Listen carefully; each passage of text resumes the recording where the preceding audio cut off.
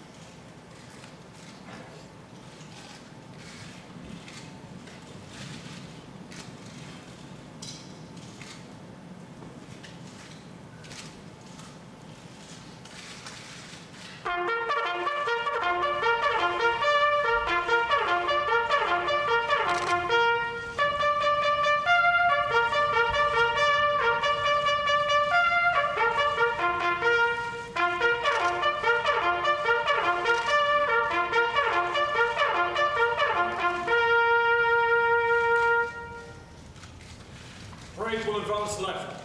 Left, turn. By the left. Quick, march.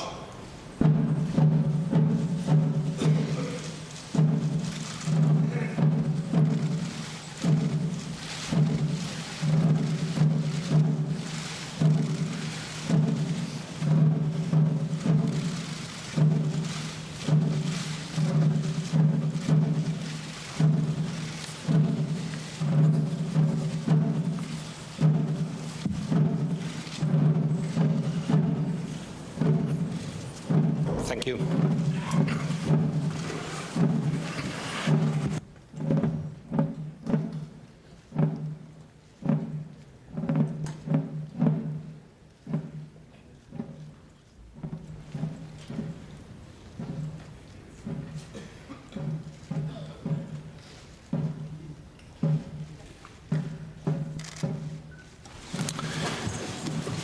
Excellencies, ladies and gentlemen, we have gathered here in Chicago for our 25th NATO Summit, and I can think of no better host city than Chicago, because, like NATO, Chicago draws together many cultures.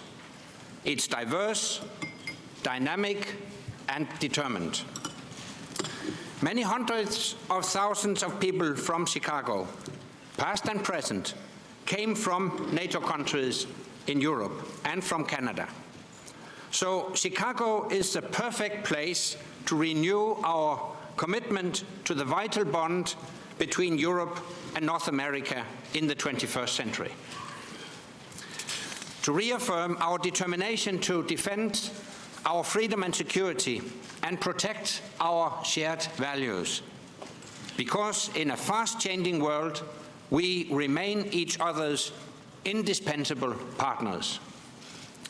Together, we will chart the course for our future engagement in Afghanistan.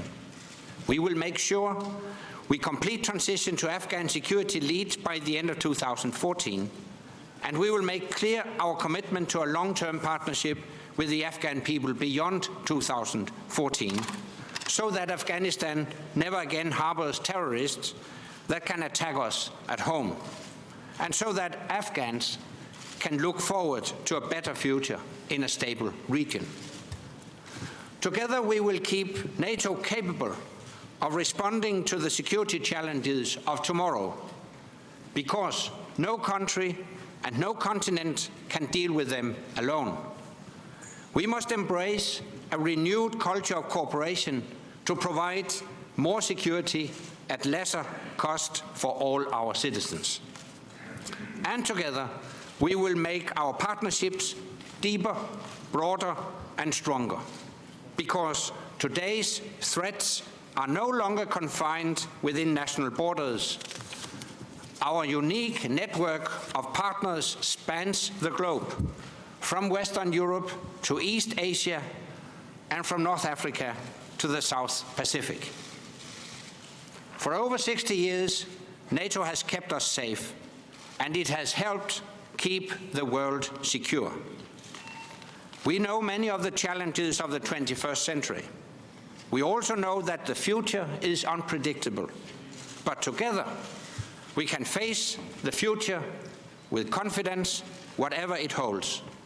United by shared values and a shared purpose, we can find common solutions for common challenges, so that freedom, democracy, and prosperity that our generation has enjoyed will be passed down to the next. And it's my pleasure to now pass the floor to President Obama. Mr. President. Thank you very much, Mr. Secretary General. Anders, I want to take this opportunity on behalf of all of us to thank you for your outstanding leadership over these past 3 years. And I want to begin by welcoming each and every one of you to my hometown. I hope everybody has enjoyed themselves. I understand some took an architectural boat tour, some have run along the lakefront. Chicago is a great place, and we look forward to having you back again. As Anders mentioned, so many people here in Chicago trace their roots back to NATO countries. So it's especially fitting that Chicago is the first American city outside of Washington, D.C. ever to host a NATO summit.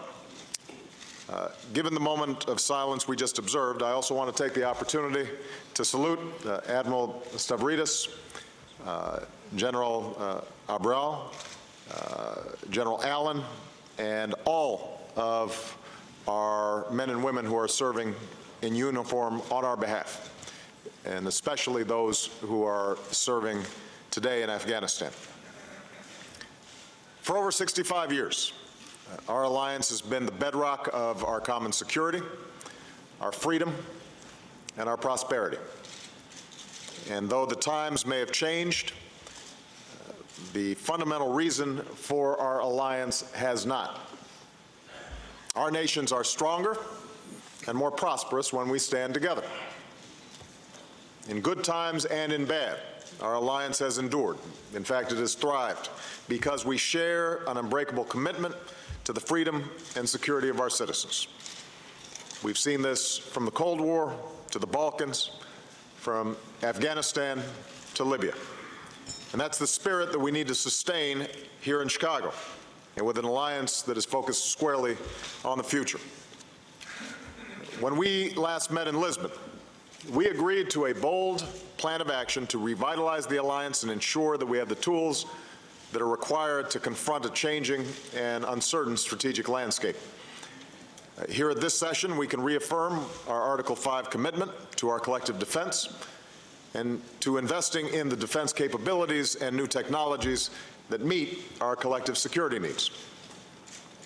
In these difficult economic times, we can work together and pool our resources. NATO is a force multiplier. And the initiatives we will endorse today will allow each of our nations to accomplish what none of us could achieve alone. And we can all be proud that in Lisbon we committed, and now in Chicago we are delivering. Over the next 2 days, we'll meet, first as allies and then with President Karzai and our international partners to chart the next phase of the transition in Afghanistan. Just as we've sacrificed together for our common security, we will stand together united in our determination to complete this mission. And finally, I look forward to our meeting with NATO's neighbors and our partners around the world who have been so critical to NATO operations as in Afghanistan and Libya. It will be another reminder that NATO is truly a hub of a network of global security partners. There is nothing else like it on earth. So again, thank you, Mr. Secretary General, for your outstanding leadership. Thank you to all my fellow leaders and friends who are here. Welcome to Chicago. I'm confident that the next 2 days are going to help to sustain and strengthen the strongest and most successful alliance that the world has ever known. Thank you very much, President Obama, and let me take this opportunity to express on behalf of all allies our gratitude to you and all federal, state and local authorities for receiving us so warmly here in the magnificent city of Chicago. And I would now like to thank the media for having joined us this afternoon.